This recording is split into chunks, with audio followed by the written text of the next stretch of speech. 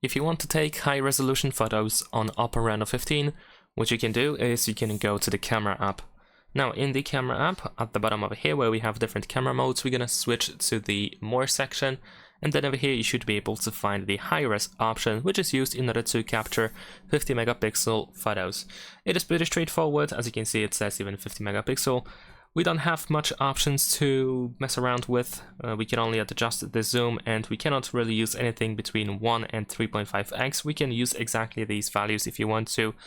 Here in the upper right corner we can also find a timer, and we have the camera flashlight, and that is pretty much it.